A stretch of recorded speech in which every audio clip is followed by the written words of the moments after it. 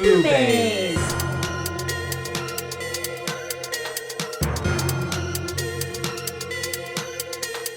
BooBaes.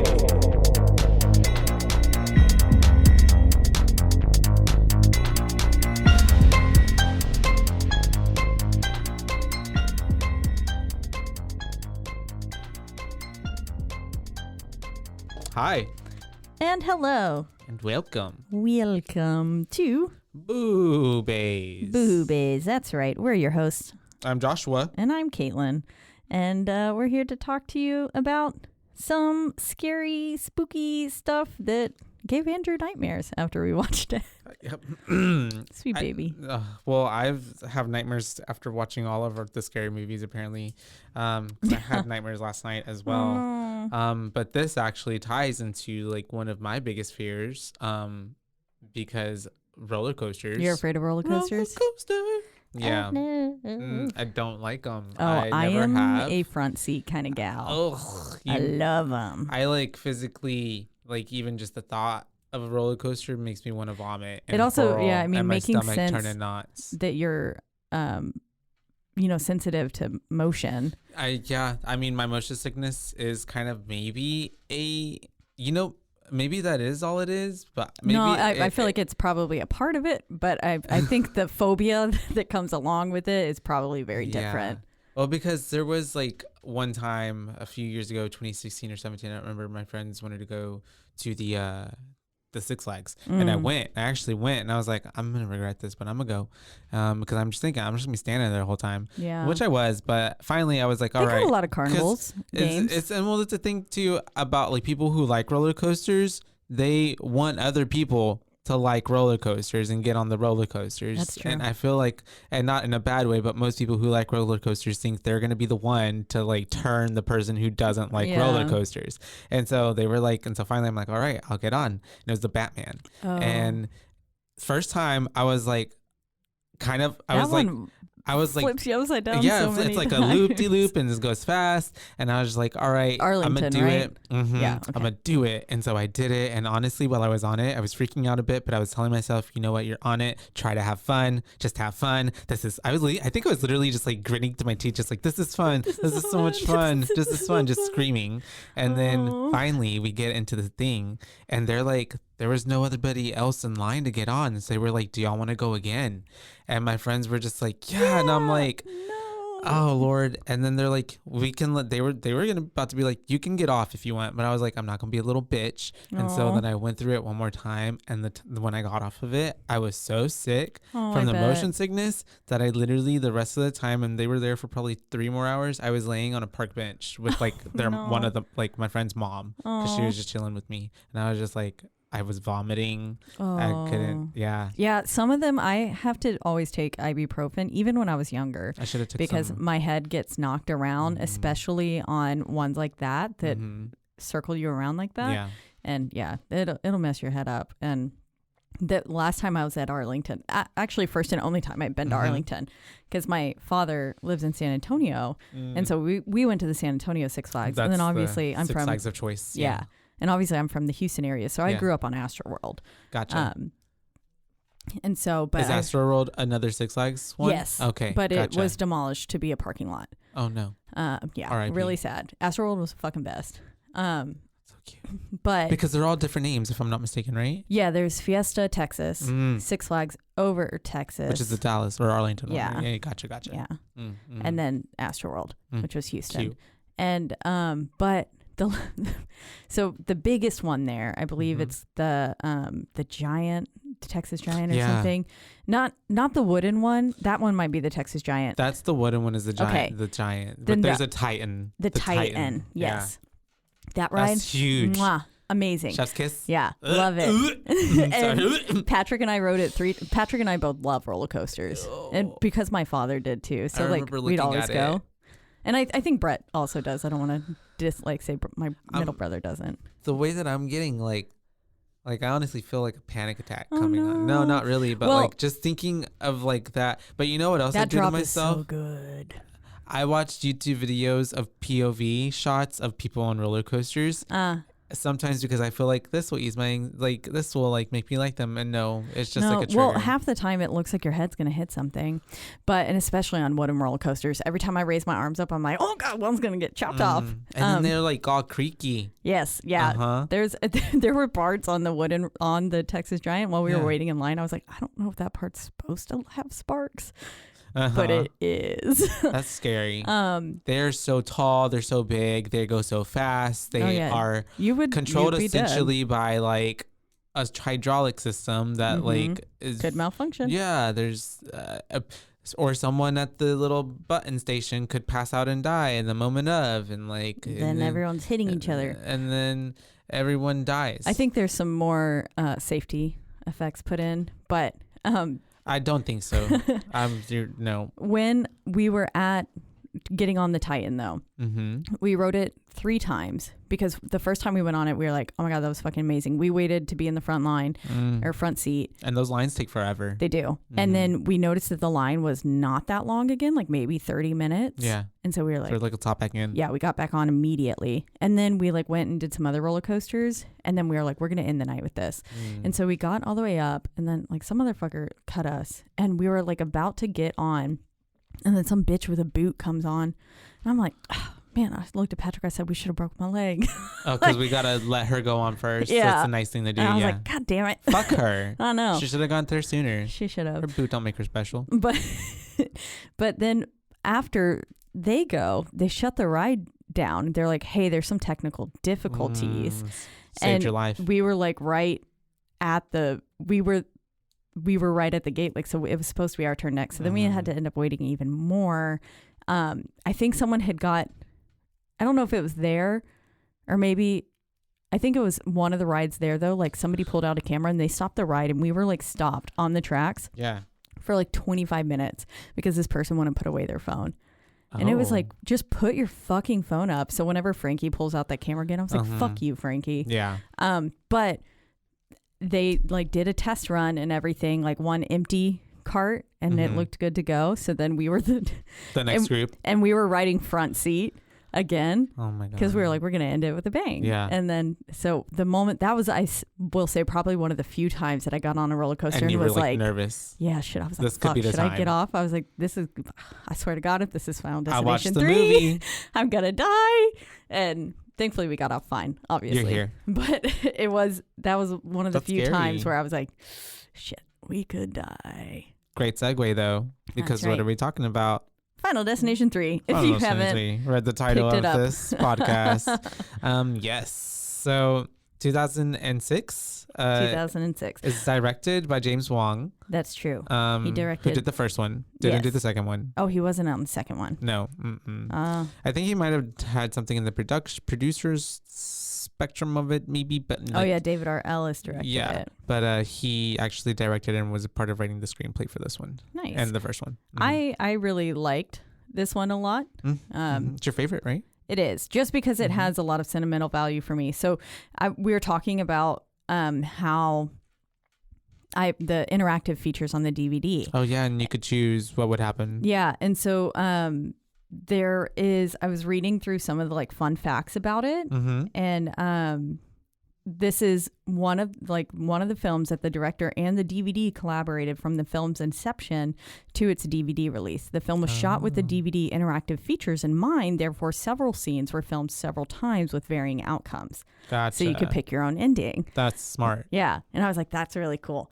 And they thought about that from the get-go. Yeah, they did. And then the cast members on the roller coaster had to write it 26 times on the same night in order to shoot the film's like main premonition scene. 26 times. No, you're like, nope. I would have been body double. I would have been someone out. I got off I would have to not be, if they handed me if they said you got the part, and then I'm like, okay, now what's the script? And they're like roller coaster. I'm like, ooh, I'm fired. Fuck this shit, I'm out. Break the contract. Yeah, no, I couldn't. That's 26 times. That's too many times. Yeah, I know. I mean, I think even for like an enthusiast, but maybe at that point they're like, it's whatever. They're just getting on it. You know what I mean? Like autopilot. Yeah. Almost. I don't know. But I wonder if any of the actors actually had like fears of the roller coaster, because kudos to them for conquering that. Is there some other weird fun fact? There is. So at around 26 minutes, Mary Elizabeth Winstead, who plays Wendy, can't drive, so a stand-in had to be used when she pulled out of the school parking lot. Oh, interesting. She can't drive? That's sad. I'm sorry. I know. I was like, you can't take yourself out. That's kind of funny. I mean, they actually did use an actual home improvement store for the shots, and basically they were only allowed in at night, and once the store was closed, and they had to leave the store the exact same way they found it. While different parts of the scenes were being filmed, other crew members were often putting objects back on the shelves. In addition, like whenever all those saline or whatever bottles were like exploded. I know. I was like, were those? There was so much those stuff. had to be props, because I was like, unless they just, I guess, purchased all this stuff, they were like, okay, we're gonna buy all this, because they just ran over those. And then like all those steaks that they had falling, and like there was a lot of mess they created to have to clean up. I know. I read that fact before watching it again, and then I was watching it with that in mind, and I was just like, a bunch of shit. How in the world? I was like, y'all must have had to buy all this, or I don't know. Like, someone was. Maybe it was a part of the whole time, like in purchasing time to be there. I don't know. Yeah, I guess we could do what we want. Essentially, I don't know.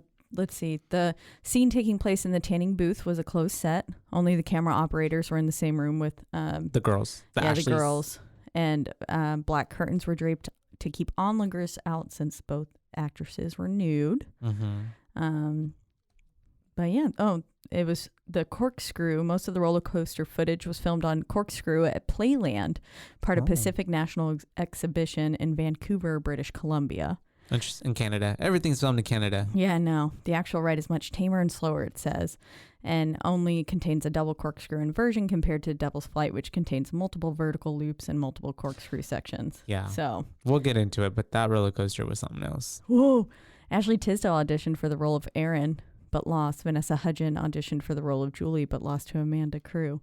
That's interesting. Wait, which one was Erin? Her friend, right? Erin was the nail gun. Oh, gotcha. Yeah. You're right. And then Julie was her younger sister. Rip off Haley. She gives me, oh my gosh, Haley from Paramore. Oh, Haley Williams? Yeah. Julie does? No. Oh, the girl who played Erin. The girl, the redhead. Yeah, okay, yeah. Hill Country Fair version. A very, no one can be as perfect as her. Mm-hmm. So, but we have it starting, right? We got the opening credits, just like any other good Final Destination movie. Same music. And it's kind of giving me like American Horror Story season 4, where it was like the circus freak show like type of opening vibe. We weren't in a bedroom. Not in a bedroom this creepy, time. Yeah, like shots of the person's room. Mm-hmm. We were just getting unsettling shots of a carnival. Yeah, which is pretty cool. It's shaking it up a little bit. And then at this point, we do get our opening crew. We have Elizabeth Winstead's character, right? Who is playing Wendy. Yes. And she's with her friends. I forget her boyfriend, Jason, right? Jason, Jay. And then her friend. And Carrie and Kevin. Yeah. And we do have a picture of her taking a picture of the high dive thing. Yeah. But she, I guess, she's afraid of roller coasters, not a fan of them. Yeah. And so she was on the ground while the three of them were riding this dropping. That's right. Yeah. Sensation roller coaster. It's like the Superman. Yeah, exactly. I love rides like that. There's one like that at the fair that they do every here. Yeah. Okay. Like I love roller coasters. Don't go on fair rides. Don't go. I did get stuck upside down on, this was at the Chemo Boardwalk. We got like stuck upside down on one of the rides there. Gotcha. And this was, I think, also before they like really made it nice. And they had to like come get us off. So that's scary. Yeah. And yet you still love roller coasters. I do. Okay. That's because those are carny rides. Yeah. So I don't go on a lot of carnival rides. I also don't go to a lot of carnivals. That's true. So, and so they are, she's waiting for them. And so she ends up trying to capture a picture of it. And the sign ends up saying the high die, right? Because the V is like off on the photo, but it's on in real life. Yeah. So it's like, so it's already like, wait, what? That's weird. Yeah. And we were kind of getting, so that's like our first hint that these photos are going to be kind of telling and progressing the narrative. That's true. Because that's very different from the previous films. The photos weren't as big of an indicator as to what was going to happen. It was like a seating chart, and then it was a just recollection of what had happened on Kimberly's vision, you know, from like who died first, but it was going last, like backwards anyways. And then also she kept getting extra premonitions. Yeah, that's true. Hers were different. There was only the like singular premonition really in the first one. Oh, and in this one, yeah. You're right. I mean, they got a few like little hints at like the bus in the window and stuff in the That's first. That's true. You're right. But this one, there was no other like stuff like that. Yeah. It was but all of the hints were given to them in the photos, which was cool. I liked that. It's a different take. Yeah. Yeah. It seems maybe a little more believable. And at this point, they are trying not to repeat everything that they've done in the previous 2 installments. Yeah. Because at this point, I mean, it's essentially a healthy twist. And in every movie, it's essentially we're getting the same thing. It's the same formula. People escape death. They start to die in weird, various ways while trying to avoid it. Very gruesome ways. Yeah. And it's so it's smart. Yeah. And it's like to where it's not necessarily switching it so far out of the way where we're like, well, this is taking us out of the final destination, you know, element. Yeah. It did. I thought it did a really great job. Yeah. Did you notice that Kevin was, I don't know if you noticed, he is an actor from a lot of Disney Channel original movies. Yes. The Luck of the Irish. Yeah. I did recognize him. Smart House. Yeah. Those are some good ones. I'm still scared of my nest sometimes. They can take over. They will. I'm like, one day. Oh God, it's going to get me. She's learning everything about you. I know. They, them. Sorry. They, them. And I have so much like technology things now, like with the cat's feeder and they're like they're all communicating. And I have my little cameras that I watch the cats through. Basically all the technologies. My cats have a water filter. I didn't until we rely so much on technology though. Saturday. So much. Like even just like if we were to not have Wi-Fi, like an internet connection, like our Final Destination. Society would collapse. Wi-Fi explosion. We all die. And so we have them getting off the ride. They're all talking and they're getting like some food, I guess, before they have to go make their reservation for the Devil's Flight, because basically we also kind of figure out that it's a like carnival night for their high school, and I believe for the seniors. Yeah. So it's like senior night kind of thing. But and Wendy's getting like really weird vibes throughout the whole time. There's just little things happening and you can tell she's given this whole like, what's going on? Yeah, she's like, on edge. Yeah. That's like, right. She's high anxiety alert. Looking over her shoulder every 2 seconds. Which could tie into like because she's, you know, afraid of the roller coasters. And throughout the whole movie, it's kind of, they always tie in that she's such a control freak, which I know is another part of like why people are afraid of roller coasters, because you can't control what's going on. Yeah. Yeah. And so they're going to eat some lunch, dinner. I guess dinner. It's definitely dark. But fucking Kevin breakfast takes a picture of that girl's skirt. Yeah. And like right next to his girlfriend. And I thought that was weird. I would be pissed if my boyfriend like pulled some shit like that. Yeah. Like, I feel like it's high also school like or not. 06 vibes. That's true. I don't know. I feel like times are very telling and different of like how people react to things. Because she was like, and then eventually she was like, I was going to break up with him. I'm just waiting until after graduation. I wanted to do it. She ends up telling Wendy that. Yeah. Which kind of doesn't come into play later, but like we get his side of the story. His side of how he was feeling. Yeah. And kudos, like kind of like give it to Wendy for not even mentioning it. Cause like, what's the point? It would only like make him maybe feel worse. Than what he's been feeling. So yeah. I know my bitch ass would have been like, she was going to break up with you. Literally. But yeah, so they end up talking, the girls, and then we get the guys coming back with the food. And then at this point, I think on my note, what can Kevin get? I don't even know. Can Kevin? Oh, because her friend, she's like, I'm so sorry. Kevin can get a little out of control sometimes or whatever. I'm like, what? No. But anyways. A little out of control. And so he's just being a skis and a little bit of a dick. Then we basically get this montage of Wendy going through, taking photos of all she's basically collecting the photos that are going to come in to play later and basically show us how everyone's going to die. Yeah, but what she knows so far is that these are just, I guess she's probably, she's part of the journalist of the yearbook. Yeah, there we go. And so she had her little camera. She takes pictures of Ashley, the Ashleys. Yeah. I put Ashley, another girl. I couldn't remember. They're both Ashley. Yeah. Okay. Winning the prize.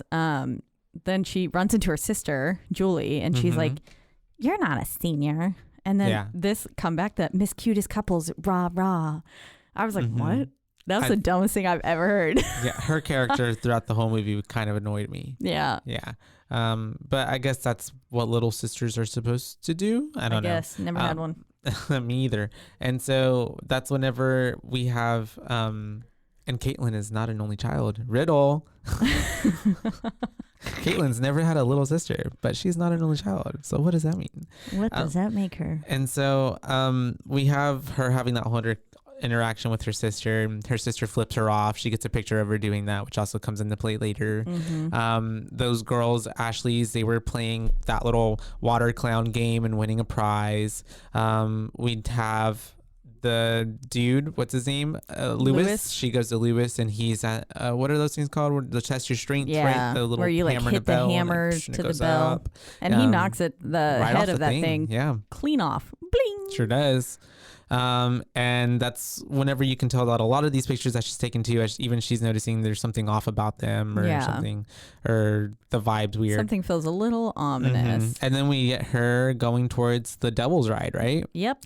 And this is where we get Tony Todd in the film. He's the voiceover. He is the voice at here and on the subway at the end. So which I did, but I did miss him physically. I did too. Yeah. But I'm glad that they didn't just ditch him completely. And they still found a way to get him in there. Yeah. Without them just like now 6 years later going to the same morgue. Yeah. And thing like that. Because also we were in a completely different area. Location. Yeah. We weren't in New York. So it would have been weird. Well, but he is supposed to be like the embodiment of death. So he could be anywhere. That's true. But it was cool. It was different. It was nice. He gets to be this big old devil monster saying very ominous things like as they're walking. This is the beginning of the end, blah blah blah, that you're gonna die, which would not encourage me to keep going, but no. And it did not encourage her to keep going. She almost backed out. Her friends though are very insistent on like, you're gonna be okay, you're just scared, you're such a control freak, it's all gonna be okay. And so she's just telling her Jason, she's like, I've got deja vu, and he's just like, you're just freaking out essentially. I've got some deja vu for something that hasn't even happened yet, but this feels like wrong. Something feels off, basically. And we got our skis, Mr. what's his name? Frankie. God. Trying to like, he's just videotaping the girls, which he's been doing the whole time. And then he's got his little necklace of like this female that he's like licking and like trying to like make moves on them. Frankie Cheeks. Yeah. And then as we're going up through the line too, we're kind of meeting everyone. We run into Aaron and Ian as well. McKinley. And they're basically saying the odds are like 1 of 250 million. Like it's really rare. Of people dying on a roller coaster accident. Yeah. And I guess they're also like major physics nerds because they kept dropping like physics shit every like from the get. And then they drop it again in the later on hardware store. Yeah. And so I guess they like physics. They're smart. They're nerds. Wasn't my favorite class. Yeah. I don't even think I've ever taken a physics class. I loved chemistry. But I did take one of those. I caught stuff on fire. Nice. Love it. But yeah, Frankie Cheeks sitting there licking that,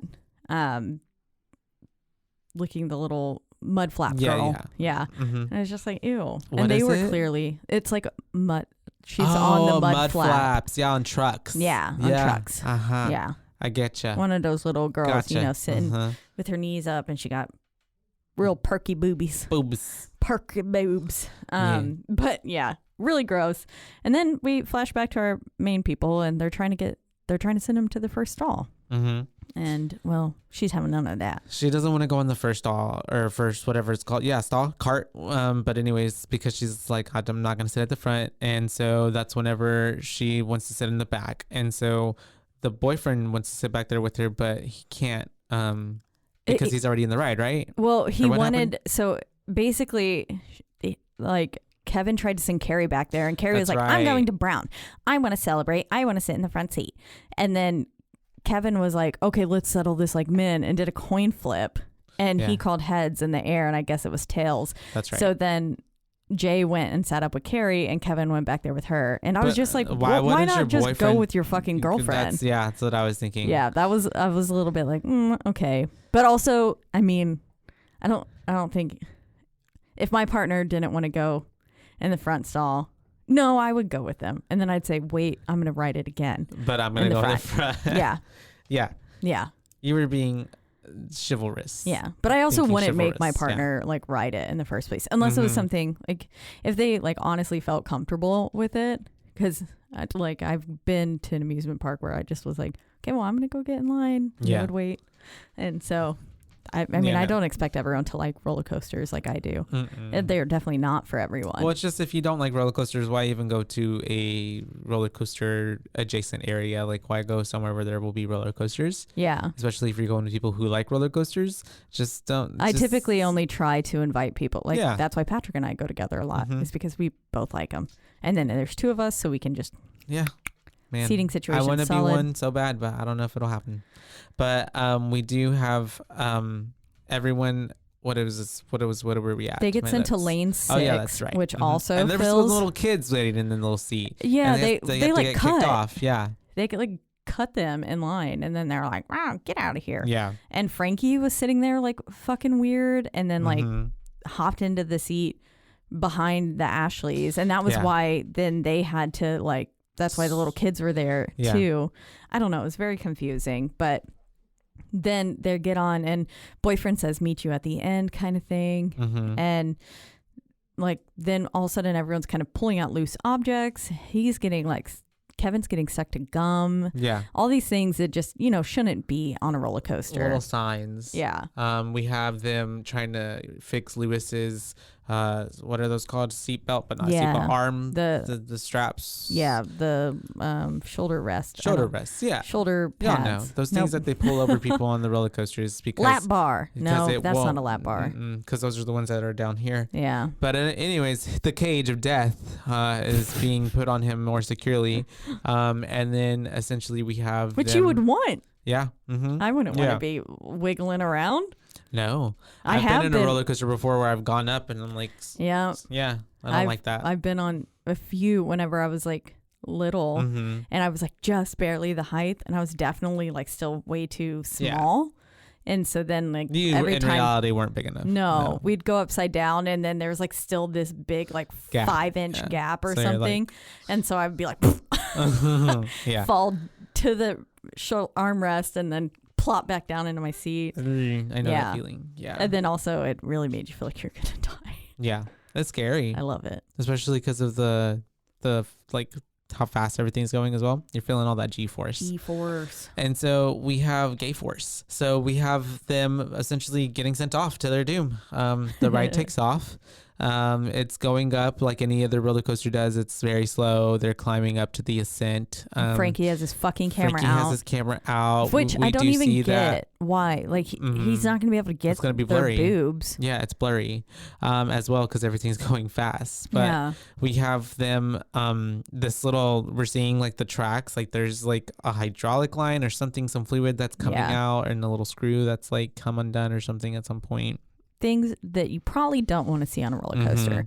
Fluid leaking, stuff like that. Yeah, and then we get a really good view of the entire roller coaster as they're going up. It's huge and it's massive. I'm like, oh, I would not want to be on this roller coaster. I was like, looks like fun. But at this point, they're going up, and then once the roller coaster gets all the way to the top, we see that it like comes off of a chain or something, or the chain stops. That's the train to normal. Track. That's normal? Yeah. Oh, because okay. So basically the chain pulls you up, and then it releases you and then down, and then it's just the like force of everything coming down from that height and the like weight of the coaster that pulls you through, and then so it's like a push and pull of like velocity, and then that's horrible. Every time, like whenever you're going up to another big hill, it'll like catch you on another chain, pull you up really fast, drop you down again.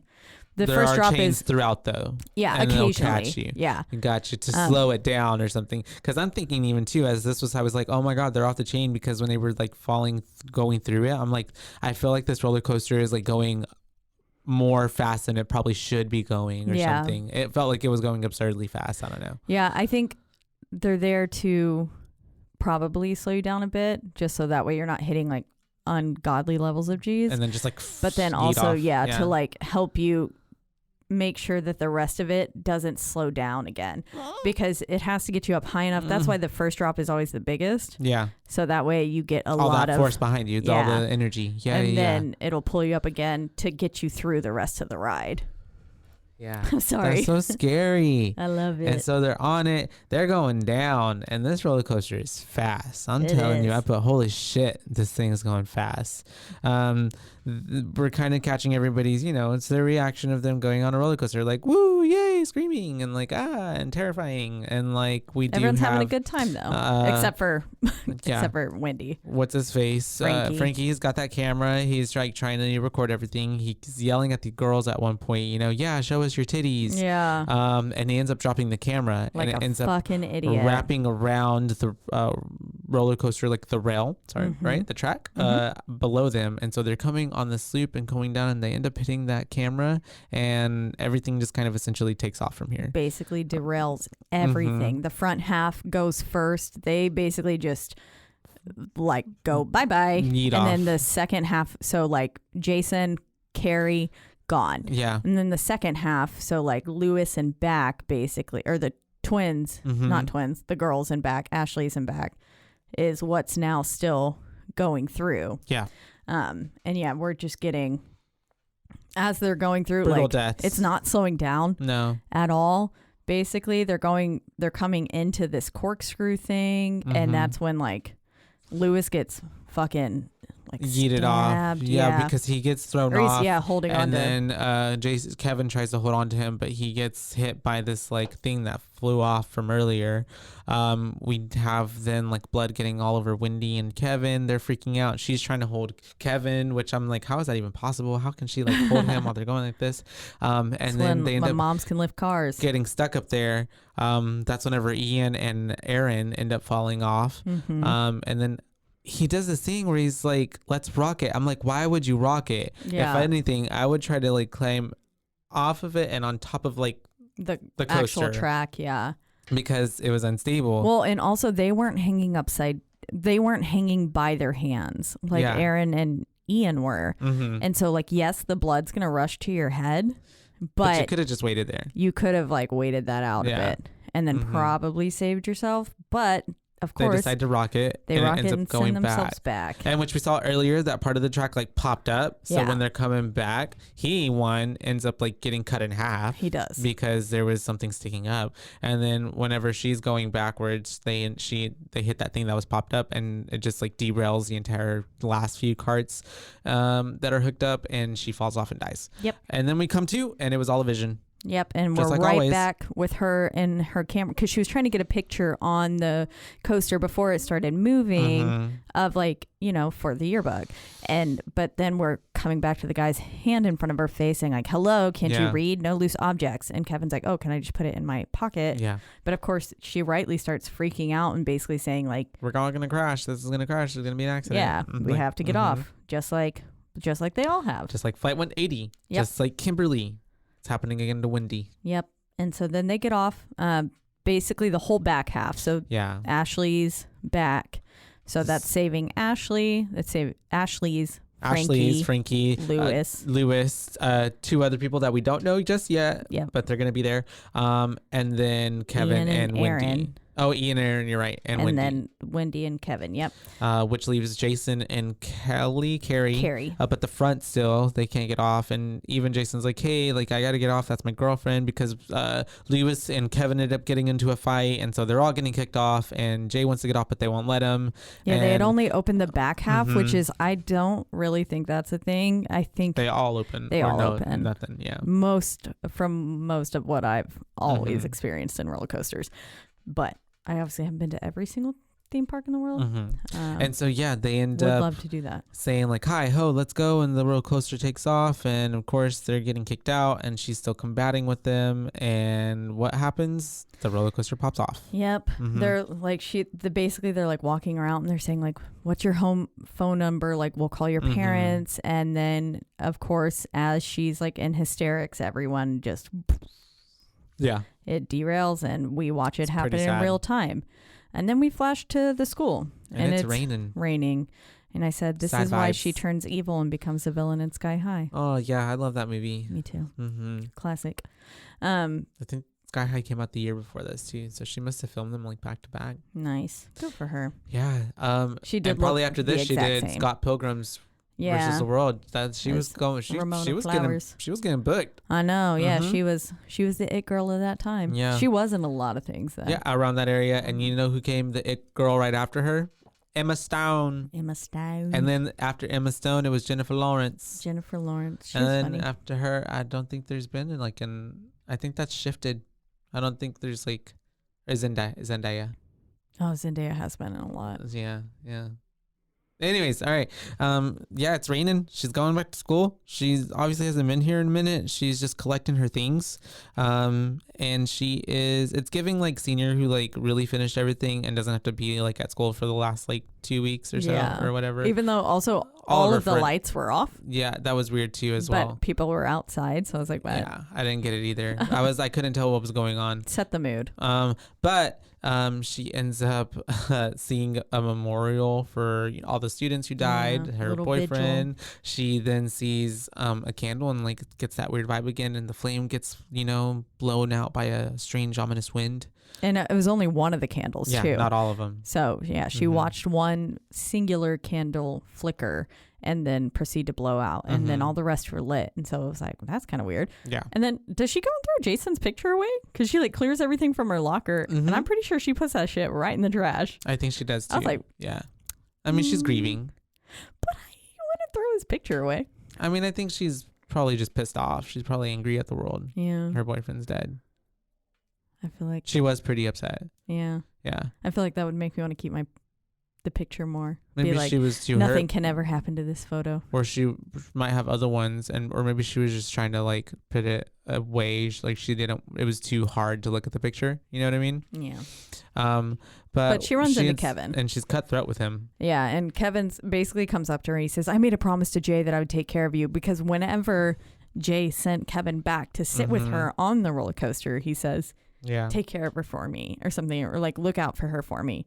And she says, "You made a promise to Jay to look out for me on the ride for 3 minutes, not the like rest of life. The rest of our lifetime. You're off the hook, essentially." Yeah.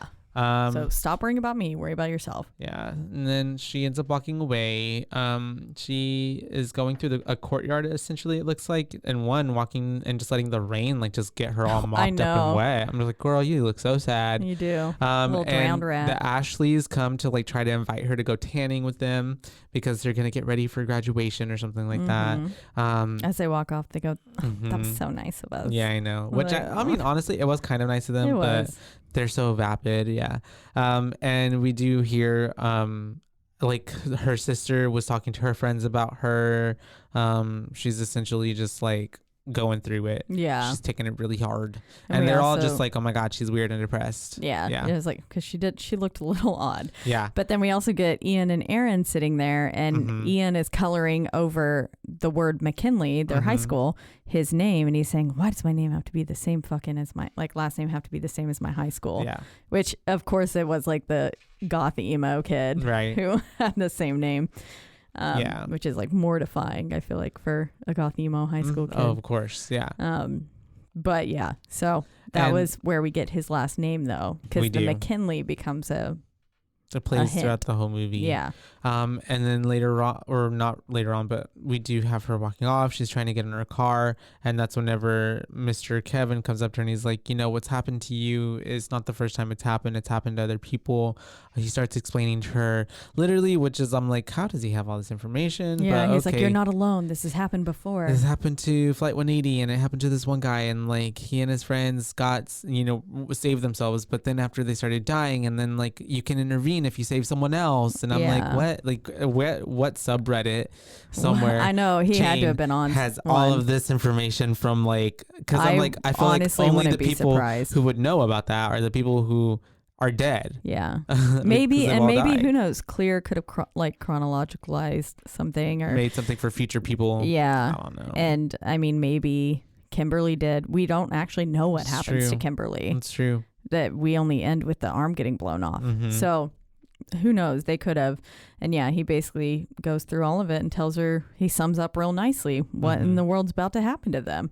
And she's like, whatever, like, I don't believe you. And I was like, well, you're about to believe, because we flash to the tanning salon. We're about to get our first major death. I was honestly a little shocked watching this back. I didn't realize the tanning bed death was the first one. I didn't remember. I remembered almost. Either. Well, I remembered. I clearly notated all of these deaths and mentioned them in other episodes. But yeah, I just was like, oh fuck, we're at the tanning bed scene already, because it's just so the movie horrifying. Does move pretty fast. It's very fast. It feels like a short film. I was, because it's an hour and 33 minutes. Whenever it was over, I was like, oh, that's it. Yeah, because I noticed we were starting to get towards the end, and I was like, wait, what? It's already been an hour and 33. It it was so fast. It went by fast. You like blink and it's over. Like, it's good. It keeps you in. There's no downtime. Yeah. No downtime. No time to think about what the hell is happening. They like, one person dies. Okay, we got to figure out the next death right now. Because essentially it's all happening back to back within the same day. Because the other ones, at least there's like maybe even time, like weeks or days. It's over a span of time. Death ain't got no time. Yeah. It's like, we playing catch up, bitch. And so we have the girls tanning. Wendy is going through all of her stuff at home. She's noticing like all the pictures. Her sister comes in and is kind of being a bitch to her. But I have Julie as a bitch. Yeah. Well, her sister is a bitch. But she's being a bitch to her, and that's whenever Wendy is like, look, I just need your help. Like, I want you to come stay with me when I move out, all this stuff. They have this bonding moment. Parents? I think they do. Yeah. Because even Julie mentions their dad later on in the film. Oh, okay. They have parents, but I feel like maybe they really just hands aren't maybe they aren't close at all, whatever. It doesn't even seem like Julie and Wendy are that close at all anyways either. No, it seems like they hate each other. Yeah, it isn't until like Julie has to kind of like be super vulnerable or Wendy is super vulnerable with Julie, that Julie is kind of like, I will be there for you. Like, it turns into this kind of mushy, like, okay, yeah, like, we are sisters, we love each other. And she's like, you keep the bracelet. And she's like, and I'll come get it for you when I visit. Yeah. But I also loved how it's just like, it's very transactional, because even Julie's like, okay, well, as like your part, can I get the camera? Yeah. Like, yeah. I want to take pictures for graduation tonight since you're not going. Yeah. So graduation's going to be happening. And Julie, once she asked for the camera, Wendy's like, okay, well, let me charge it, because it's probably like super dead. Yeah. And so she's doing that. But as she's doing this, she's actually finally going through all the pictures that she took on the night of the carnival and senior night. And that's whenever she's realizing like she's getting all these little clues and hints that are making her feel like, oh, wait, something's about to happen to you, Ashley. Something's wrong. Yeah. And of course, while like she's kind of unfolding that, we're flashing back and forth between the tanning bed and with the Ashleys and her. And so like the owner of the tanning salon is Yuri, I believe is his name. And he's on the phone. He's not running his business well, because he's on the phone and he's in and out, because he only gets good reception outside of the building. And so I think that at this point, they've mentioned it, how it happens every time they're there. They already know what it's like. So they're just like, you know what? We'll just serve you ourselves. Handle it and we'll do it ourselves. Yeah. We know we've done this 1,000 times before. We can do it. But of course, they make some fatal mistakes, as in locking the front door and saying, be back in 30 minutes, because they don't want anyone to walk in on them naked, which is like, okay, I understand. But still. And then he also tells them to get rid of their drinks, and when Ashley one pretends to throw away both of them but doesn't throw away the other one. Yeah, she keeps one of them. And then of course the first time he used something more solid to prop the door, but the second time he uses a bottle of suntan lotion, and it's gonna all, you can already tell like this is a perfect concoction for death, exactly. And then basically like we flash kind of back to Wendy as she's looking through, and she sees the photos of the Ashleys and is like, uh-oh. And then she sees the photo that shows Jason's death. Basically, he's posing in front of, I feel like it's probably one of the most iconic photos from the film. I feel like it's on most of the like little thumbnails and stuff, but it's Jason posing in front of the devil's behind him as well.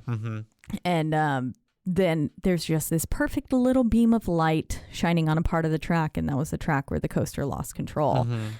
So she's like, oh wait, something's happening. It cues her in like, I saw how Jason was basically going to die. It showed me right here. And so she looks at the Ashley's photos. Yep. And then we get back to the tanning room, and of course one of the Ashleys is cold. Brunette Ashley is cold, and she's like, let's turn up the AC. And then blonde Ashley sets her drink down, which is always bad. And we see like to this little high voltage like wiring system, whatever it is, that says shouldn't exceed 250. So obviously we know this is going to go over 250. Yeah, it's got to. Yeah, so all and these they're looking things for are going bad. CDs. And they dissed Britney. I know. I put Celine Britney, and I was like, gasp. I mean, at that time she was going through 2006. it. Yeah, that's why I was like, that's why everybody was bashing Britney at that time. Leave Britney alone. Yeah, for real. And but then she pulls the shelf a bit loose there. That's right. Which is gonna be bad. Now, tanning salons, this was like a goof. Tanning salons are not allowed to have any hanging racks above the beds for reasons like this. Like even at that time, that was like a law. Like that can't be a thing. I didn't either because I don't tan. Gotcha. Until reading some fun facts on IMDb. Okay, cool. But yeah, so they fit like legally. This could not be a situation you could be in. Also, that no one's going to leave their business unattended. Yeah, like that's that. True. And so they end up getting naked, undressed. We have some boobies out. And 5 out of 10. That's whenever. 5 out of 5. They were nice boobs. They were. They had nice bodies, and so they end up getting into the what do they call it? The machines, the beds, the tanning beds. And at that point, we do have them. We find out what song they chose, and it.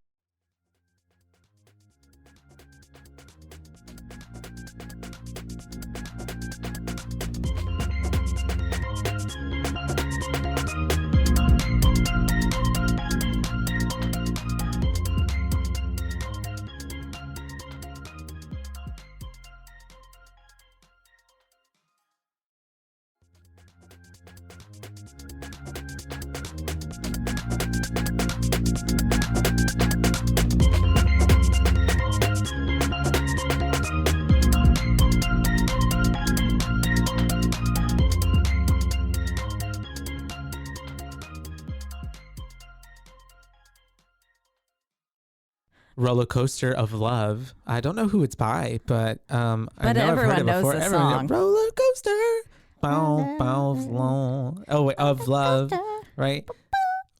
There we go. And so that's whenever they're just like bobbing their little feet. They're enjoying. They're having a good time. They really they're are. just dancing with their little tibbies out in the bed. They really are. This is like a good time for them. And it was so funny to me that they like shit on Celine and Britney, but then they're like, "This is my jam." Yeah. Well, and then they were like, "Are we the only people that come to tan at this place?" Yeah. But yeah, they it's an oldie but a goodie. They're taking it back. And we had also already seen Yuri get locked out as well. That's true. The tube has been depleted. So he's out there. He wouldn't be able to get back in. Wendy is getting all these vibes. She calls or tries to call whatchamacallit Ashley, but it's not. She doesn't pick up. Yeah. I think before that, my bad, her sister tried to come back into the camera. She's like, I just need a moment. Yeah. Can you not? Leave me alone. Yeah. And so that's whenever we do have her even saying on the phone on the voicemail, she's like, I'm sorry, it's too late. Yeah. And the girls are literally baking because the tree thing falls, like this fake little plant falls and the shells fall in and they get the drink has in. been sweating. Yeah, it falls right onto that machine, that VAC or whatever. And high voltage. We saw that it should never be above 250. It's steadily creeping from 230. The AC temp is also going up, rising. Everything's happening. It's at 305 at this point, and then that's when the AC kicks on and knocks the wobbly coat hanger rack over onto the tree, and then the tree falls onto the CD rack, knocking that down, which successfully locks them in because it's just long enough of a shelf to basically get caught in the tanning bed doors and seal them in. We're at 350, like a solid 100 over what it should be now on the VAC, and their skin is bubbling. Like they're getting, at this point they're just like going through it because of course they started noticing it was getting too hot. They can't get out. It gets so hot that like the glass breaks inside the tanning beds, and they just like are just fall into on the pure lights. Yeah, they fall into the light. I can't and even then they catch on fire. imagine that pain, like having your skin being burned to lesions and literally then like an oven. having it get cut open. Yeah. Oh God. And then then they're just on fire and they're burning to death. Like rotisserie chickens. Yep. And then it has this beautiful shot. This is I remember this shot. Like from rewatching it, like I knew it was going to happen again, and I was like, I remember thinking it even the first time I watched it, I was like, that was such a cool shot. Aerial? Yeah, the aerial of the 2 tanning beds as just it transitions to the 2 coffins. I was like, oh, I get what you mean. That's nice. Okay, that was a good transition. Yeah. I loved it. I gotcha. Yeah. Yeah. And we're at the funeral. Mr. McKinley isn't having it because the person who's giving the usually is like talking about something about luck or. It says we're all equal in death's eyes. That's right. And he says equal in death's eyes. All of us? How can you say that? Dude, think it through. Charlie Manson made it to 70. Osama still kicking. Pimps, vice president walking around. All the atrocities they've committed. They're alive and well. These 2 girls never done shit to anybody. They don't get to make it to 18. Where's the fucking equality in that? Yeah. That's what he says. And then, of course, Louis has to like escort him off. I'm like, there's a time and place, man. But I know, yeah, I was like, I get it though. The man's just trying to say some things to make some people feel better, dude. Right. Like, also, were you that close to them? I don't think so. If it was Aaron's funeral, I would have maybe understood a little bit more. Yeah. But I was like, this seems like a really outrageous kind of outburst for him to be having at their funeral. But we do have then Kevin, after it's all over, walking away with Louis, whatever. We get him having a call, and it's from Wendy, and she's like, I'm with Jay. I lost it. I cracked up. Because he just turns around, and she's literally like just sitting 10 feet away. on the ground in Texas. Not even a Jay. Yeah. I thought like that could be like she's about to like, go be with Jay. What does this mean? Yeah. Like, not hello. I just thought no it was hey. so funny that like she could have just been like, hey. It's like the pine cone and ugly sweater party. Literally like that. She was right there. She was so close. She's just like ominous on the phone. I'm with Jay. Anyways, he walks over. She's at his tombstone essentially, and they're just talking about death and what she's been feeling, and it's essentially the whole conversation with Alex from Final Destination 1, where he's just like between Claire and him, and he's just like, I just feel this feeling like it's not over and death is after us. It feels like this presence, like a living presence that's always with me. It's just surrounding her. To where they, on cue, the leaves and air start swirling around her and them. Because they were talking about wanting to feel like Jay's presence or Carrie's presence. And That's right. He was like, well, do you think it's Jay? And she said, no, this is the opposite of Jay. It's cold and terrifying. Like, this is nothing like how he made me feel. Yeah. And that's the wind, and I was like, that's some like helicopter landing or some shit, like kind of wind. It was something strong. Else. It's death. And so that's whenever we do have them talking about the Flight 180. But I love how she just turns around and whips out Abe's picture, Lincoln's photo. I was like, what the fuck does Abe got to do with this? And so he's a vampire slayer. And so they he's like, when's the last time you ate? And so she doesn't even remember. So they're going to go get food. They're looking, and she's giving him information about, the pictures and the connections to Flight 180 and all that stuff. The Abe photo had like a glass crack right up over his head. And it was the last like photo plate of him ever taken. And it basically shows exactly where he was shot. The 9/11. We see the shadow on the Twin Towers, and I guess it was like about where it hit. It's basically trying to give power to like how the photos have a lot of power in this film. Yes, it's really leaning into that. The 180 road crash, basically. And then that's when she shows him all the photos from that night predicting their death. And he almost hits someone. Because he's being distracted as he's driving down the hill on the road. Because they're like, she's trying to show him the pictures while driving. And it's like, not the time, especially with how hilly of an area that is too. Yeah. Yeah, it almost takes out. He is what causes it, basically, because I believe it's that same semi that comes barreling down the hill later. Just like all the other movies, they usually are connected to what's happening. Yeah. Somehow inadvertently causing their own deaths. But then this is where they figure out like, okay, Frankie's going to be next. And then they're looking at the photo and to try to get some he's clues. Like, he's going to fall off a ladder. It's a rope ladder. Is he going to die?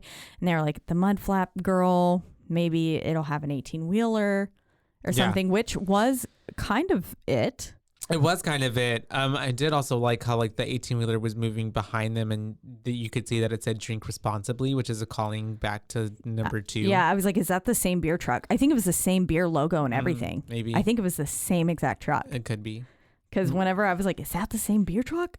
I think it's the same. Like brand? Uh-huh. The brand looked the same, everything with the drink responsibly, like the font and everything. It could be. Which would be really cool if they... Final Destination Cinematic Universe. Yeah, it'd be really cool if they brought that back. I didn't fact check it, but it felt like the same truck. We'll go with it. Yeah. And so when they're in the drive-through, they end up getting like pinned essentially into the side because they can't get out because this fucking truck is just too close to them. The drink responsibly truck. Or the drink responsibly. And so, which I also was thinking like, why is this truck even like parking here in the middle of the road like that? Anyways, they're there. They're stuck. Well, if there was that same guy. He was drinking and driving whenever we saw him in the second one, so maybe he's drinking and driving now. It's true. And there's a little compact SUV behind them, so they're stuck and there's someone in front of them and they're trying to figure it out. That's when we do see that the freaking truck that was up the hill that they almost hit earlier is like coming down. It's not a truck, it's like a delivery truck. Yeah, it was like a moving, like a U-Haul. Yeah, like that. And so it's coming down real fast. There's no driver in it. They see it. She's freaking out. They're trying to get out of the car. They only essentially narrowly get out because he kicks his own glass, windshield out, and they have to get out of it. But and the whole time I was thinking they honked at the person in front of them and he flipped them off, and I'm already thinking this is Frankie in front of them. I know, and I was also a little bit like, how do you not know what Frankie drives? Well, it was mentioned earlier he graduated 2 years before prior, them. Yeah. So they might not know what he drives. True. They just know him. Yeah. Yeah. And it seemed pretty clear, but from us at the outside perspective, I also thought that it's like this is clearly Frankie in front of y'all. But yeah, they get out just in time, so close. And of course, the other car backed up. The truck crashes into Kevin's car, sending the motor up and through into Frankie's head. Yeah. And we get the fan of the motor chopping him up. Yes. And the way that the brains hit the ground, that sound was like squelching. It was bad. I mean, it was really good. Yeah, it was really well done. But it's gross. It made me want to throw up. Yeah. And they end up seeing his chain on the floor with the little mud flap woman, and they're like, oh shit. And they look up and his head just because it's not done yet. The fan moves a little bit more, releasing his head. And they're like, oh God, it's Frankie. And they're covered in his guts. It's pretty rough. And he was dead. The motherfucker died. Yeah, he horribly. really is. Instantly though. That's instant. Yeah, that's true. Yeah. You're not feeling. I don't think he felt any pain. Much of that. Yeah. And then we kind of flash to them, they're getting a triage. They're talking behind the ER truck kind of thing. Yeah. And they're still covered in his brains. Her leg was ugh, it was all down her leg. And I was like, ugh. And like you said earlier, there's no stopping in this movie because they're looking at the photos again. Yep. And Kevin's basically saying Wolfer, one of them said I don't want to look at it. Yeah. And that's true. the other one said willful ignorance is surrendering control. I don't know why I couldn't say the word willful. What the hell? Willful. Wilfred. But then this is where they're looking at the photos again, and this is where he says I was going to ask Carrie to marry me. Yeah, I was just waiting till after graduation. And that's when I was like, ooh, she kind of looks at him funny because she's like, ooh, if only he knew what I knew. Up with you, but we're not going to bring it up. Nope. And then this is where they come across yet another pphoto with Frankie, and it was the one that they took up the girl's skirt. Yeah, and they see he's in it. And in the background. There's a fan behind him. Yep. Blurred, it's moving real fast right behind his head. Because at first they were thinking wait, he didn't die with the truck, so how, what? But so this tied it up even more. They're like, okay, we were looking at the wrong photo. Two photos basically kind of leaned into it. That's true. Yeah. Well, I guess the other photo didn't show what he won. It just showed how he won it. Yeah. That was an artistic approach that Death took. For real. But they do notice that Lewis is next. Yes. And they see that it looks like because she got a photo of him with that mallet and bell game. Strength tester, and it looks like the weight is kind of coming down on his head. Yeah. And then there's a game thing behind him, and it's called something I don't know what it is, but it's the Sultan something. Yeah. And it's got this guy with two little swords, blades. Yeah. And so essentially they are they know that he is at some workout summit or lifting competition. I don't know what he's doing. It was like a camp for football. Yeah. Basically. And it was just making them get, more beefcaked or whatever. And of course we flashed to there, and it was at the Sultan Yeah. Like the team's name was the Sultans. Their mascot was the Sultans or something like that. Yeah. And so like, of course, that's all their clues. They have this like plaque that's got the same two swords, type of swords. From the photo. Overlapping, saying like, what doesn't kill you makes you stronger, which is also a phrase we already heard earlier in the film. Yep. I believe Kevin said it as they were talking about getting onto Devil's Flight the first time before they even went to eat. Also a really good song by Kelly Clarkson. It's true. What doesn't kill you makes you stronger. Cannot hear that phrase and not sing that song in my head. I'm already hearing it. Like the little I saw you dancing and then my brain was like, yeah, sing along. Yeah. And so we do have heard and Kevin, I keep wanting to call him Ian, but Ian's the other dude, trying to talk to Lewis, and they're trying to like convince him like that death is after him and he needs to be careful. And Kevin's like spitting straight facts. Oh yeah, sure. And then Lewis is having none of it. He's being like, super stubborn. Yo, 3 people have fucking died. He's giving what we've had at least to the character in the first one. I forget that dude who died in Paris with the sign. Who was at first Carter being very like, nah, I'll die whenever I want to die. Yeah. And then I die on my own terms. Final Destination 2. Motorcycle Man. Eugene, yeah, who was also very like stubborn at the first. I am so shocked at my memory. Yeah. I didn't even remember their names. Never happens. I can't even remember our own live show time. Yay. And so that's whenever we do have what's his face, Lewis, just going on and on about how like he'll die on his own terms and death doesn't scare him. And all around him we have like all these guys like lifting and grunting. We have these really heavy weights and we see big like old stuffed bear. Yeah, but they've already kind of punched and they're like, fuck the Bruins. Fuck, what even is a Bruin anyway? That's like, that's a bear. We have this other dude Wendy notices that this dude plugs in a radio, but there's like water next to it. So like, there's all these things that are like he could die by all these different reasons. And that also kind of felt like a callback maybe to the first one. I didn't think of that until right now, but with how what's his face with the radio, and the water. I don't remember his name now. Who died? Todd. Yeah. Wow. That's amazing. But yeah, and she's feeling very much kind of like she was at the night of the carnival. She's very scared, on edge again, looking over her shoulder. Everything feels like a clue. And it all is. It is. Because then we have perfect chain of events. Like this dude dropping some weights the wrong way, and then something else flies like a little. Yeah, he like hits the bear. The bear's nail goes flying, which hits the swords, and then it cuts the cords of the weights. But like, of course, we're like watching all this happen, and it's like, oh, and then so Lewis, of course, thinks he's survived. Yeah, because he doesn't die. He's like, oh, I didn't. See, death can't get me. I'm kind of like what's his face in the first one. Like I'm invincible. Like you're not gonna kill me. And then he goes to do the weight thingy again, and then his head just gets smushed. Yeah. The cord that was connecting the weights, like, or keeping them together. Yeah. And so it just took him moving it and smashed his head, and that was and it gets splattered all over once again. Miss Wendy and Kevin, they get so much guts on them throughout this whole movie. They really do. Yeah. And obviously, like anybody else, they end up, getting checked out again by the the ER and all that. They're like I think they have different set of clothes on. Yeah. And at this point Wendy's freaked out, right? Yeah, she's like, why me? Why is this happening to me? Like, did I do something to deserve this? Because like honestly, I would really love for this to not be me. Yeah. Because I think at this point too, she's like, did I do something? Like, did I cause it? Yeah.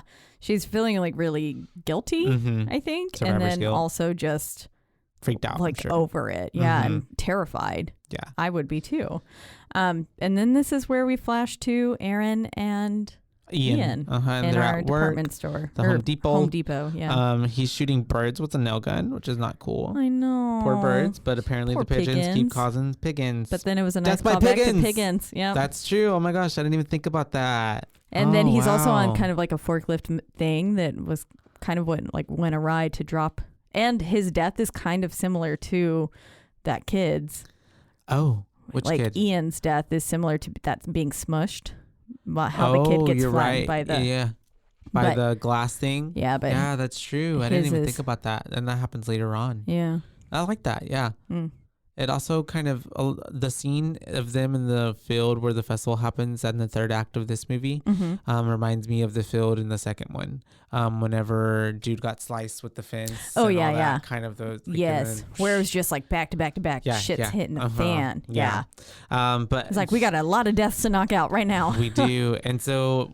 They're at work. They call each other Pip and something else. I don't know. Pip and Zip, I think. Yeah. I didn't actually write it down. Over the walkies. But I was like, what? Yeah. And so we have Wendy scaring. Oh, Wendy and she says, scaring. She says, these Pinhead customers can't put anything back. And I was like, ooh, girl, you're about to be the Pinhead. You are. Oh, that's true.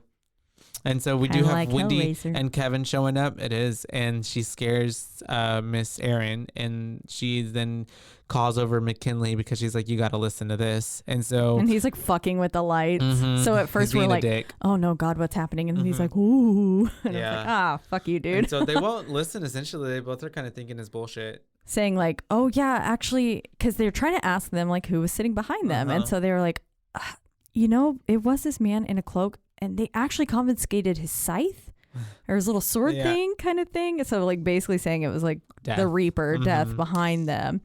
And, they're just being assholes. And then basically they're saying that like death is a force. It's a transferred energy kind of thing. And then all the while we're seeing wind blow the chimes, but nothing is, there should be no wind in the store. Oh yeah, that's true. Nothing's really happening. Yeah. But then as Ian is up on the forklift thing, Wendy starts putting two and two together. She sees a similar flag type of a banner that was behind him, which said the way it said skill in the photo, but it looked like kill. And then it's like on those little, I don't know, it gave very Renaissance Festival kind of banner pennants. And then that's when they're like kind of like, oh God, and they freak him out. Yeah. And he like kind of low-key crashes the because forklift. Kevin was saying something like, be watch careful out for those boxes. Yeah. And he's like, why would I watch out for those boxes? They weren't doing anything. He's like, they were about to fall. And so they're essentially trying to get across that like, y'all are making yourselves crazy. Like nothing's even after us. There's nothing after us. You're just whatever, cuckoo. Yeah. Because I guess that they're, like we said, physics nerds, they're all about logic, so they're just like, this is much hoopla. Yeah. And they're also saying like, we're organisms, we were meant to die, we will die, and like it'll happen to all of us. Yeah. And so while this is happening, another forklift accidentally gets like turned on. Yeah, because while he's up there, some nails fall, and then Erin picks him up with the little magnet thing that gets all the nails up, and she puts it down, but then it accidentally connects to one of the chains that are on like a pulley system, and the chain goes down, and then it just like perfectly sets like this chain of events in motion, which makes the other forklift start driving. That's right. And then of course now Ian is operating a skill saw, which felt very much a tie into the skill of the photo with the kill. And so then, because while we were watching this, Andrew was like, how the fuck do they not hear that? And I was like, I was thinking that too, but with that skill saw going, you probably can't hear shit. But then the skill saw does eventually stop. And so I'm like, y'all gotta hear this motherfucker just like driving over all this merchandise. Literally. Like if it wasn't death, they would like be fired the next morning. And so essentially... that's whenever we do have it setting off like all those, what are those, windshield wiper fluid, I don't know what it is, stuff starts getting like squished and like liquid getting all over the place, until it bumps all the way across to the next like aisle, whatever it is, those things called. An aisle, cabinet, files. Well, because the aisle is what you walk through. Yeah, what's the stuff? The shelving? The end cap? The end cap of all the shelving and stuff. And so it then becomes like a domino effect because all those stakes fall off the top. Yeah. Kevin does save Ian, and he like jumps at him and they go right next to it, but then everything else starts falling over, and it's just like basically avoiding everything falling off of the top shelves. Because it's a lot of shit coming down. For like literally 4 sections. Yeah. And then you're getting just sheets and sheets of sheetrock, I think, falling on them and stuff. Or plywood, and then those stakes, everything's coming down. Not things you want to land on you. But they end up being okay, but then it ends up getting all the way to Erin, and then Erin slips and then falls backwards to where she knocks knocks her head up against to where the nail gun was, and her head just starts getting ding, ding, ding, ding, ding, ding, ding. And her hand is like on stuck to her face, and I love this scene. Oh yeah, I know you said that. Yeah. That she makes, and then they're all just like screaming and looking at her, and I never remembered it being so graphic. Yeah, maybe because I've only seen this maybe I'd seen it on TV before, I don't know, so they cut away pretty fast. Oh yeah, they could have. It lingers so much on her face. It really shows you. Yeah. That's what, every time I pick up a nail gun I think of the scene. Or like a staple gun, like you anything. Put it through your own face and see what that's like. Kind of. Yeah. And then all before this too, I feel like this kind of, well, like before the chain of events happens, basically Ian saying that the action we take may have an opposite reaction and thwarts death plan. Like basically saying like the law of motion, every like action has an equal and opposite reaction. And he says, so maybe if we just, the last in line should kill themselves, and then, you know, we won't really have any of this to happen, which, so we already kind of get this like bad grudge from Ian to Wendy. Towards Wendy. Yeah. And I like how that ties in this one where they're like, well, if the last one kills themselves, everything is set up, like fixes itself. This is how we defeat death. You know what I mean? Yeah. Because now we've just skipped all of those deaths. And in every movie, there's some like, in the first one, it was like, if you save someone, it does this and that. I don't know. And then the second one, it was like, Kimberly, what if there was new life, if a baby was born, which obviously it never fixes anything, but there's always some kind of something where they, throughout the movie, believe if we do this, we'll escape it. Yeah. Yeah. It's like a little thread of hope that is not real. Yeah. Yeah. And so basically then we flash to them getting out of the police station. Yeah. And rightly so, because I would probably be questioning linked to every murder. Twins or this couple of people as well.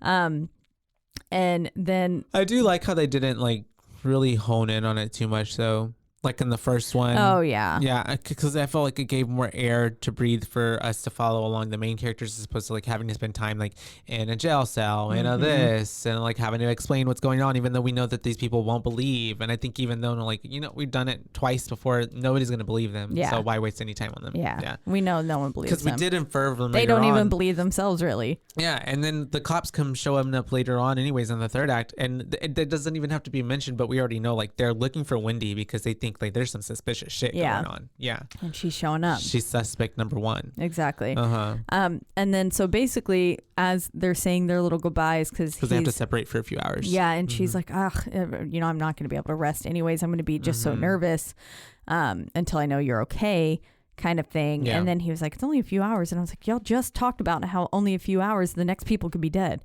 Yeah. But then he brings up why we don't even like each other, because that was a little line that she had said to him earlier. But we see Ian sitting in his van in the parking lot. He's being weird. Yep. And he's watching her. Yeah. She ends up being asleep at home. Like falling asleep at the computer. Julie comes in to like try to talk to her, but she ends up seeing that she's asleep, so she takes her bracelet and leaves. And her sister wakes up, Miss Wendy, and that's when she gets on the computer and she notices that in one of the pictures that had the one that she took where someone did the, you know, hand in front of the camera, she zooms in and she notices that it's the same charm bracelet. So the person that they've been trying to find out who has been behind Frankie, behind Ian and what's her face, was her sister the whole time. Yep. And then likely one of her, Amber or Penny, were probably with her. Yeah. And then she goes to her photo and she's on the phone with Kevin, basically like trying to explain. Yeah. And she says, my photo's just black. It has Jay's face. And then she was like, but there's just a black backdrop. But then she goes, well, McKinley. My shirt says McKinley, aka Ian. Yeah. And then his clue for his picture is that it's like overexposed with his face, like as if a firework went off in his face. Yeah. And he's like kind of grimacing a bit. And then so she's driving to the festival thing. Yeah. Tricentennial thing. And then we get our classic song that's got to let you know when things are going bad. It's our John Denver. Yeah. And it's such a fucking creepy song. The one that someone's behind you. There is someone walking behind you. Turn around. Look at me. I didn't even know that was John Denver as well. Well, I don't think it is John Denver. Oh, but it's like what's this version of this? Yeah. I get you. But it's fucking creepy. Yeah. And it kind of also reminded me of Urban Legends with the turn around. Oh, yeah. Every now and then. And basically it's telling you to turn around. Yeah. Because her radio haywires. Yeah. She looks in her rearview mirror. Ian is tailing her. Yeah. Rather aggressively. And it's a fucking creepy song. She almost hits a black wolf. She does, which is was weird. like, what? Okay. It's kind of like an extra, like, what? But yeah. It's like just throwing a, it's like, oh, this is a bad sign. Yeah, maybe like a bad omen. Yeah. And so we do have Julie arriving to the festival. Ian sees her, and so he's trying to like also be vigilant, like around himself, because he's like trying not to like get die, and he's like trying to stop people from doing the like sparklers too close. What? I just came up with the most bizarre theory. Okay. What if this is all tied to Bagul? Oh. Because remember, there was like a snake, the scorpion, and a wolf, and a black dog that symbolized Bagul, and this is all taking place through photos. Oh yeah. If they only had the scorpion and the they could have been little hidden gems. That's true. It's not all tied to Bagul, but that's when my brain was like, that'd be Bagul cool. is here. He's in everything. And so please don't bring up Bagul. I know, I'm sorry. And so we have them, he's trying to be vigilant and like making sure that nobody's doing something stupid to cause a stupid accident to happen, like those little kids and all that stuff. Fireworks. And yeah. Ben Franklin's like, now let us hope for some lightning. And he's like, fuck you, Ben Franklin. Yeah. And he tries to talk to Julie, but she's like not paying attention to him, and she's trying to flirt with these boys, and he tries to like put his hands on her to like get her attention, like, you're coming with me, and she ends up running away from him. Yeah, so dramatic. Yeah, and when she has to try to follow her, he like pushes some boys out of the way. And we also saw like this cannonball that kind of goes rolling, because basically these two guys, they're like, okay, well, we need to get away from the fireworks as well. So they kind of dip. They leave the cannon unattended, which doesn't seem super safe. No. But the little thingy that goes inside the cannon hole like fell over, knocks one of the cannonballs over, goes rolling, knocking the cart props over. So we already see that one of the carts holding the fireworks is completely unstable. Yeah. And at this point, we do see the cop showed up, and it seems like they're looking for Wendy. Yeah. And Wendy is searching for her sister. And the crowd is like kind of mixing up. And at this point, like the lights dim, and like it's showtime, and like they're about to do the whole fireworks show. So everybody's kind of like gathering around. And Kevin is still trying to find or trying to get to Julie. And we do have these little like dickheads, yeah, basically. I said meh, yeah, the dick scared the horse with like these little what are they called? Firecrackers, yeah. And we had already like this horse was like clearly spooked already. Yeah. And the horse shouldn't be here if there's gonna be fireworks. Yeah, it shouldn't. And then they just set the fucking firecrackers off like right next to the horse's feet, and so it scares and it starts taking off, and it starts hitting people immediately.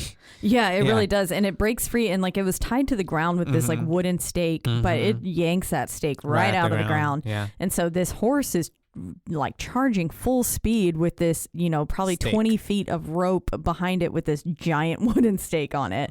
Very dangerous. Perfect death trap. Yeah, for anybody, not just them, but especially for them. And so as soon as Kevin can get up like Julie's attention, he finally fucking stops, and she's like, I'm trying to save your life, essentially. The horse comes, he pushes her out the way, but not enough, because the rope with the stake comes and wraps around her neck and starts dragging her. Yeah. Which is just, ooh. Yeah, which is pretty brutal, because she's just getting drugged like through the mud, essentially, literally. While having a rope tied around her throat. So she's getting strangled. Yeah. Which used to happen. Yeah. To people getting killed like that. It's horrible. Not a good way to go.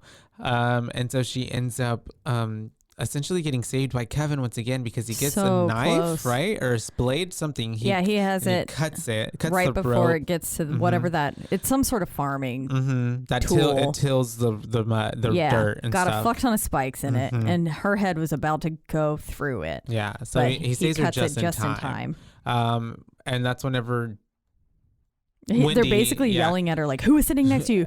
Who is sitting next to you? And they were like, what? And it just kind of looks at Penny or Julie. We don't know what, or Penny or whatever, Amber. But one of them gets up and we're like, oh, it was her. And a stake goes through her. Yeah, because one of the, like a skewer hit the propane when the horse was running by, like hit the propane, like fuse. And basically it explodes. And then that's what sent that through her. Mm-hmm. Yep. And then now we get Ian showing up. We do. And he's kind of stalking them. And they're like, just, you stay away. Like we already, we saved someone. So it skipped you, like these people. And so now it's my turn. And like, if you just stay away, then we can skip this all. You'll save my life. And he's being a dick. And he's just like yelling. Do I cause your death? Yeah. Just like you cause Aaron's? Yeah. And I was like, he's being really cynical. And he's basically saying, well, I don't have to worry about anything because it skipped me and I survived. I'm not dying. I can do anything. Words. Yeah. And we do have these fireworks that end up going off and they shoot like right past him, just enough for him to be like, ha ha. And it's another Lewis moment where he's like escaped it, but then the sign gets like let loose on top of him and it comes down crushing him just like it did to the boy. But this time cuts him in half. And you get a nice little like shot twitching of his body all there. They just watched him all like being severed, and then it fades to white as they're covered in blood again. And it 5 months later on the subway. And that's right. How it ends. Roll the credits. Yep. No, but it's 5 months later, and we have Wendy on the train. She's obviously talking to some new friends, and that's whenever we have them. They're gonna go to this next stop, but we have the song getting played. There's someone behind you, and so she's getting all these weird feelings. She ends up she gets the wind on the subway, like where there's not supposed to be wind. She ends up seeing there. It was train cart like 081 was the subway car. It gets reflected in the mirror and it's train 180 in the mirror, and she sees all the ads that are on the train, and it's basically for all the deaths that where happened. The people died at tanning beds, the hardware store, everything. And so we do have Tony no escaping death and taxes. And there's Tony Todd's voice coming on over again, and it's the same stuff that was said over the Devil's Flight.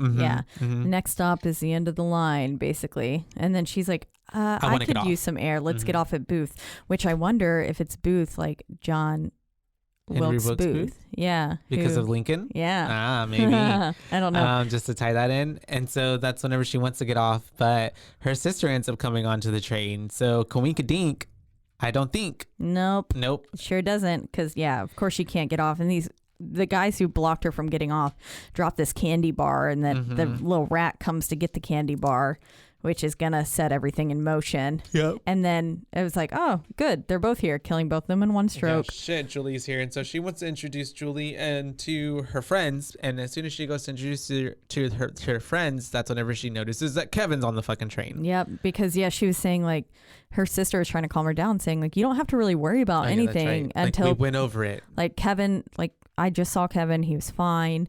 You don't really have to worry about anything until he's, like, dead, too. Yeah. Basically, and then a cute Kevin sitting there, and it's too perfect, orchestrated even as well, because the sister was like, Dad's car died out of nowhere, and so I just ended up taking a train. So it's kind of like all these other things happen too to get them in the same spot, to put them there all at the same time. And then we basically see the track switches because of the rat eating the candy bar. It like does something. It's like makes a 1, 2, 3. Haywire, and derails the train.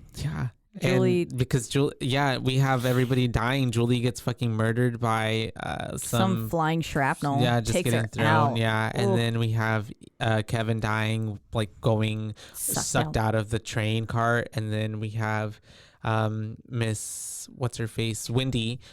She's like an only survivor, but then there's another train coming, almost like Kimberly with that other truck semi coming, and then she comes out and it's another fucking vision. And I'm just like, oh my gosh, not again. It felt like it would have been the ending, because it like you see her sitting there, like she can't get up, she has a broken leg, like bone sticking through the leg probably, and she's completely stuck, and just goes nice bright white light, and then we're back, and she's talking to Kevin again. And she's got a tear in her eye. And she says it's like that night. And he's like, oh my God. And they're like, not again. And then it just fades to black and you just hear like a car, like the screeching and the accident happening. So. You see them trying to stop the train and then it all goes black. And then I loved that the ending credits were the Love Train song, like people around the world join hands. That's true. Love Train. I didn't even think about that. Yeah, they were very clever with their music choice throughout all of it. I love it though. It's awesome. That's awesome. Yeah, no, it was pretty good. Solid ending. What would you give this film? How many boos, rather? How many boos would I give? Final Destination 3. I give Final Destination 3 3.3 boos. Really? Why is that? 3.3 boos. 3.3. I gave the second one 4.5, right? I want to say it was 4 or 4.5. Yes, you gave it a 3.5, and then you had originally given the first one a 4.5, and then you bumped it, or a 4. And then you bumped it up to a 4.5. I need to start writing these down. At 3.5. This one didn't have me as wrapped around as the other two, I would say. Some of the... maybe I didn't care as much about these characters as I did in the other films. They weren't as fleshed out, I feel like. The movie was very fast. And it really was centered heavily. Well, the other one was centered heavily with Kimberly and the other dude too. And this one has these two, and the other one has Alex. And I don't know. I think the formula in this one, there was something about it that kind of felt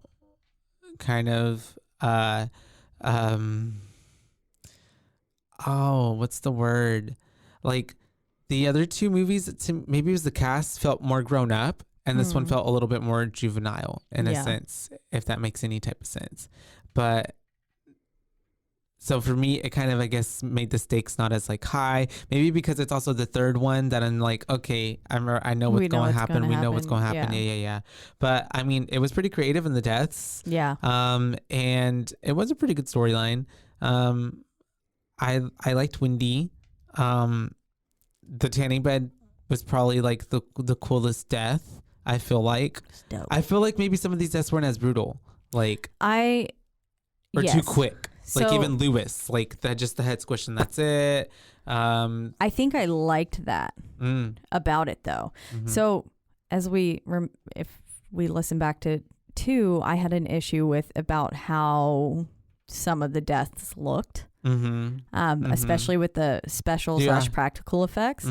This one I felt like did a really great job of effect-wise doing it. And it also kind of reminds me of the first one where there wasn't as much gore actually shown. However, this one does still give you plenty of gore, but they did it in a like tasteful way, in my opinion, that didn't it didn't look as cheap as I think maybe some of the deaths did in the second one. Now, were those deaths super awesome in the second one? Yes. I just wish that they could have been like fleshed out better, looked a little bit better. Yeah. But I really think I did enjoy the deaths in this one. That tanning bed scene, obviously it stuck with me. This one, of course, is my like nostalgic of the 3 because I did play with that DVD pick your own ending so many times. I loved it. I totally was a fan of that bit. And, it's just really cool. And so all of these deaths stuck with me. The nail gun, like I said, every time I pick up a nail gun, I think of through the head. The tanning bed one and the nail gun one were the only ones I remembered. Everyone else is like the other ones I didn't remember. Yeah, I definitely remembered the motor through the head as well because like I didn't remember that one at all. Anytime someone's going too fast behind me, that's what I think. I'm like, oh God, if we crash it, that's what's gonna happen to me. Gotcha. Especially because like my car is so little into the ground, and 18-wheelers love to be right. Yeah, not see me. Oh, okay. I've been literally bumped by an 18-wheeler before in a turn. That's scary. It just like turned right into me, and I was like, I'm right here. But so that scene comes into my head a lot, and then I remembered every death I think from this film. None of them were very surprising to me. Yeah. But again, Like I said, I feel like every time I've watched it before, I feel like I watched an edited version because everything seemed more gruesome. Maybe that's why I remember the deaths before, because they were like chopped, cut, fade away. Yeah. Yeah. Couldn't really show you. Mm-hmm. Yeah. And that would make perfect sense. Mm-hmm. I liked the characters in this one. I thought they were pretty well done. Wendy at times seemed a little overacted to me. Oh gosh, whenever she was talking to Julie in the room and she was like, she was saying some word and she was like, I don't know. Her acting was a little bit over the board. It was like, okay. But overall, I mean, I still liked this film. I liked I liked how the opening sequence was different. Obviously, I love roller coasters. Mm-hmm. So this was kind of fun because it then just put another fear into my head. I also do love flying on planes. I love going to the airport, and I also love driving going places. But planes, I do get nervous on planes. Oh, yeah. I mean, I do once if there's some turbulence, but otherwise I'm like, woohoo, airplane, let's go. There's something like, even driving home and early in the morning or something, it always makes me feel like I'm going to the airport with just like the winding roads and then like all the lights on. And I love that feeling, even if it's like at the ass crack of dawn and you're just like, I am so tired. My flights are always like early. It's because they're cheapest. No one wants to get up that early. Yeah. And nobody's there. Yeah. Yep. And that's why I love it. But yeah, I feel like I would give this film, I believe I gave Final Destination 1 a 4.5. And I think I want to keep this one at a 4.5 as well. Okay. Yeah. I'll give it a 3.5. I was honestly surprised. Like, I liked the first one more than I remembered going back and watching it through that lens. And then now I have a greiter appreciation for this series. And I do want to go ahead and watch 4 and 5. You should watch 4. Yeah. I feel like you should watch 4. Well, 4 and 5. Yeah. 5, I told you what happened a little bit in that one. I forgot already. Don't worry. About it's death comes up with a new way of telling them like how to survive. Oh, yeah. Which I'd be excited to watch them into like preparation for the 6th one coming out. And so maybe we can cover 4, 5, 6 at a later date. Yeah. I think that would be fun. If the 6th one does, when it comes. Yeah, if and when. But yeah, so that's it. That's Final Destination 3, 2006, a 3.5 and a 4.5, making it a 4. Yeah. From your BooBaes. Your favorite booze. Yeah. And so we were at RogueCon this past weekend. We were. And it was fun. It was fun. And you'll probably maybe get that little episode as a like bonus content. Yeah. Sometime later. It was a good time. Yeah. We got to just chat about our favorite horror films. We favorite did. We horror both movies gave our top 5 favorite from what we've covered thus far. Yeah. Movie like moments. Scenes. Yes. Yeah. So it was kind of cool. And we realized that now this, I believe, is our 88th episode, this one that's coming out. That's a lot. So we're getting close to 100. We should maybe plan something special for 100. Tricentennial.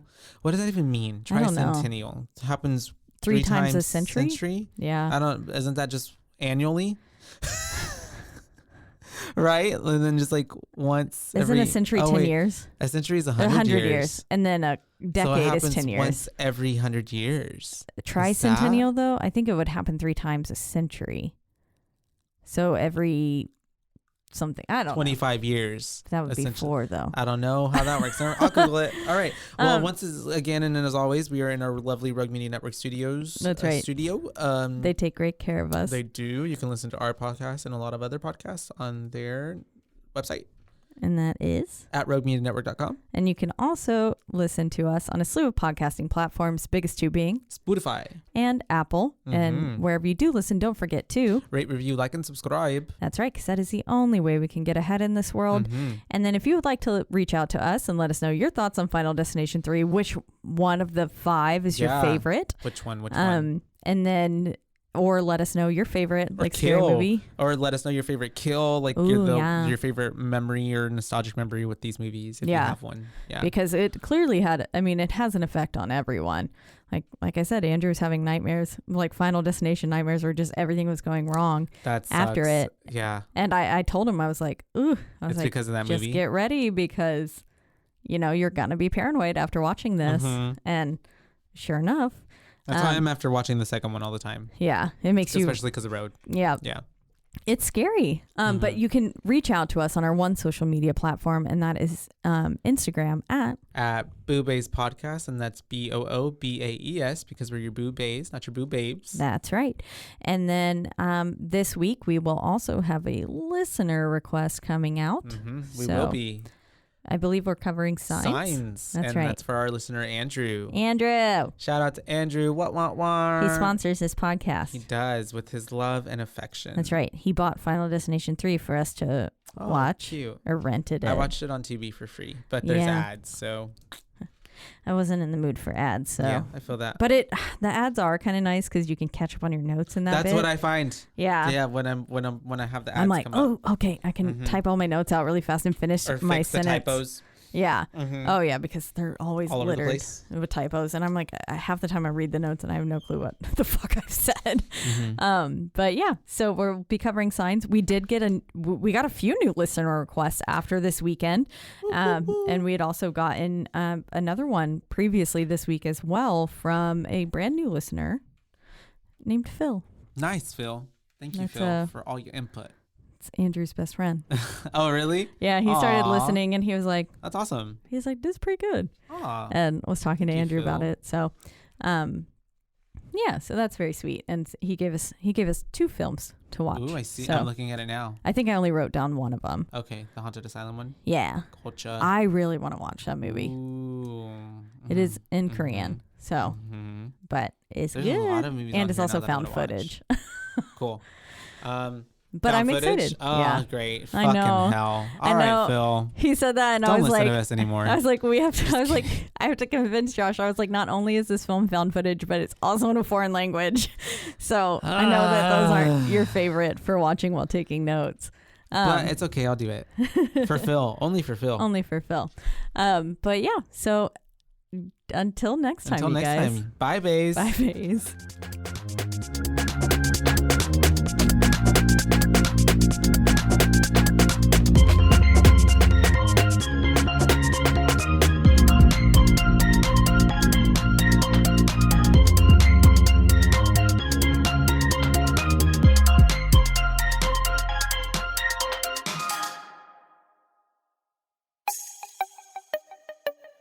This has been a Rogue Media podcast.